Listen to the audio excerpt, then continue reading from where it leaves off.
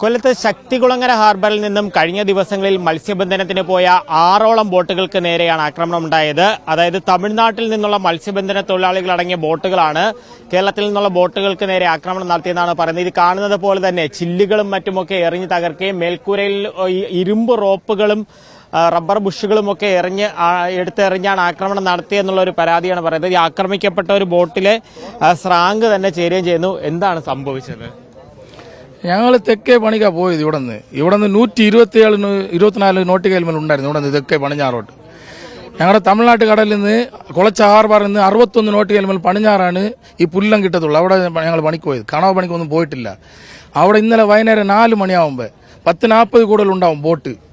ഈ പച്ച ബോട്ടുകൾ അവിടെ വന്നിട്ട് ഞങ്ങൾ നീല ബോട്ടുകൾ ഒരു കാരണം വെച്ചാലും ഇവിടെ തെക്കോട്ട് പണിക്ക് വരാൻ പാടില്ല എന്നാണ് അവർ പറയുന്നത്. അത് തന്നെ. എന്താണ് അവരെങ്ങനെയാണ് ആക്രമിച്ചത്? ആദ്യം ഒരു ബോട്ട് വന്ന് ഒരു ബോട്ട് വന്ന് അവിടെ ചാരി ആ പൈപ്പെല്ലാം പൊട്ടിയായിരുന്നു. പിന്നെ മറ്റേ ഈയ കുണ്ടെടുത്താണ് മൊത്തം എറിഞ്ഞത്. ഈയ കുണ്ടും ബുസ്സും കൂടെ എടുത്ത് എറിഞ്ഞായിരുന്നു. ആദ്യം എറിഞ്ഞിട്ട് ഒരു ബോട്ട് ചാരി വീലസ് എല്ലാം പൊളിച്ചതിന് ശേഷം 6 ആൾ അങ്ങോട്ട് ചാടിയായിരുന്നു. ബോട്ടിനകത്ത് പൈപ്പുമായിട്ടാണ് ചാടിയത്. കയ്യിലും എല്ലാവരുടെ കയ്യിലും സാധനങ്ങൾ ഉണ്ടായിരുന്നു. ബോട്ടിനകത്ത് ചാടി വീലോസിന്റെ അകത്ത് കയറി എല്ലാം അടിച്ച് പൊട്ടിച്ചിട്ട് നമ്മുടെ പൊട്ടിക്കിടന്ന ഗ്ലാസ് എടുത്താണ് ഒരാളുടെ തലയിലും ഒരാളുടെ കളത്തിയും കീറിട്ട് അവരുടെ ബോട്ടിൽ അവർ കയറിപ്പോയി. ഇതിനു മുൻപ് ഇങ്ങനെ ആക്രമണം? ഇതിനു മുമ്പ് സംസാരിച്ച് ചീത്തവിളിയൊക്കെ ഉണ്ടായിരുന്നു. ഞങ്ങൾ വലയെടുക്കാൻ പറഞ്ഞ വലയെടുത്തിട്ട് പോകും. ഞങ്ങൾ ഇത്രയും പണിഞ്ഞാറിൽ അവരൊന്നും ഇത്രയും ചെയ്യുമെന്ന് നമ്മൾ ഒരു പ്രദേശം ഇല്ലായിരുന്നു. എന്താണ് അവർ പറയുന്ന കാര്യം? എന്താണ് അത്? ആർക്ക് വേണോ മത്സ്യബന്ധനം നടത്താൻ അവകാശമുള്ള സ്ഥലമല്ലേ? ആർക്ക് വേണമെങ്കിലും. നമുക്കാണ് ഏറ്റവും കൂടുതൽ അവകാശമുള്ളത്. അവർക്ക് ലൈസൻസ് ഇല്ല. നമുക്ക് ലൈസൻസ് ഉള്ള ബോട്ടുകൾ നമുക്കാ. സർക്കാരിന് നമ്മൾ ഓരോ കൊല്ലവും 55,000 രൂപ ഇവിടെ അടച്ചുകൊണ്ടിരിക്കുക. അവർക്ക് ലൈസൻസ് പേപ്പറില്ല, ഒന്നുമില്ലാത്ത ബോട്ടുകാരാ. യഥാർത്ഥമായിട്ട് നമ്മൾ പണിയെടുക്കാനുള്ള കടല. നിങ്ങൾ നീല ബോട്ടുകാർ അവിടെ വരാൻ പാടില്ല എന്നാണ് അവരുടെ സംസാരം. അതായത് കേരളത്തിൽ നിന്നുള്ള ബോട്ടുകൾക്ക് കൃത്യമായി കളർ കോഡ് ഉൾപ്പെടെയുള്ള കാര്യങ്ങളൊക്കെ പാലിച്ചിട്ടാണ് പോകുന്നത്. അത് വെച്ചാണ് അവർ തിരിച്ചറിയുകയും ചെയ്യുന്നത്. ഇവർക്ക് അവകാശമുള്ള, അതായത് ഇവർക്ക് ദിവസങ്ങളോളം കടലിൽ തങ്ങി മത്സ്യബന്ധനം നടത്തുന്ന ആളുകൾക്ക് നേരെയാണ് ഈ ആക്രമണം ഉണ്ടായത്. ഈ മത്സ്യബന്ധന ബോട്ട് ഓണേഴ്സുമായി ബന്ധപ്പെട്ടവരൊക്കെ ചേരുന്നുണ്ട്. ഒരു തരത്തിൽ ഈ കണ്ടെയ്നറൊക്കെ ഒന്ന് സജീവമായി വരികയായിരുന്നു. അപ്പോഴാണ് ഇത്തരത്തിൽ വലിയൊരു ആക്രമണം കൂടെ ഉണ്ടാവുന്നത്. അല്ല, ഇത് ഇപ്പം തുടർച്ചയായിട്ട് 3ാമത്തെ വർഷമാണ് ഈ തമിഴ്നാട് ബോട്ടുകൾ ഇങ്ങനെ നമ്മുടെ കേരള ബോട്ടുകൾക്കെതിരെയുള്ള ആക്രമണം ഉണ്ടാക്കുന്നത്.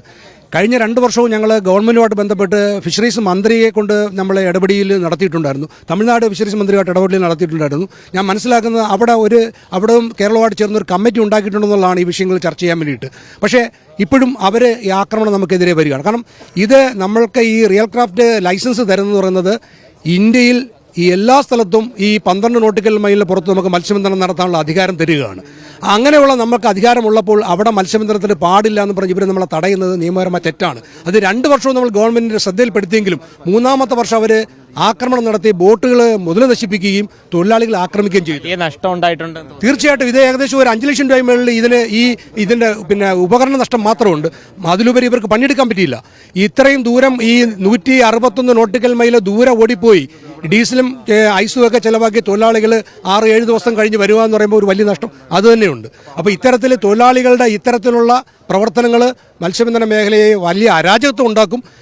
അത് മാത്രമല്ല, തമിഴ്നാട്ടിൽ നിന്നുള്ള 90% വള്ളങ്ങളും ബോട്ടുകളും കേരളത്തിൽ വന്ന് യഥേഷ്ടം മത്സ്യബന്ധനം നടത്തുന്നുണ്ട്. അതിനെയൊന്നും ഞങ്ങൾ തടസ്സപ്പെടുത്തുന്നില്ല. അപ്പം ഞങ്ങളുടെ ഈ പ്രദേശത്ത് നിന്ന് വന്ന തൊഴിലാളികൾക്ക് ഞങ്ങൾക്ക് അധികാരമുള്ള കടലിൽ മത്സ്യബന്ധനം പാടില്ലെന്ന് ഇവർ പറയുന്ന നിലപാട് തീർത്തും പ്രതിഷേധാർഹമാണ്. ഇത് കടലിൽ ഒരു വലിയ കയ്യാങ്കളിയിലേക്ക് പോകാനുള്ള അവസരമുണ്ട്. ബന്ധപ്പെട്ട ഗവൺമെൻറ് ഇടപെട്ടതിനകത്ത് ശക്തമായ നടപടി ഉണ്ടായില്ലെങ്കിൽ തീർച്ചയായും ഇത് നമ്മളുടെ നിയന്ത്രണങ്ങൾക്ക് അപ്പുറത്തേക്ക് പോകുന്ന തരത്തിലേക്ക് വരുമെന്നുള്ള ആശങ്ക ഞങ്ങൾക്കുണ്ട്.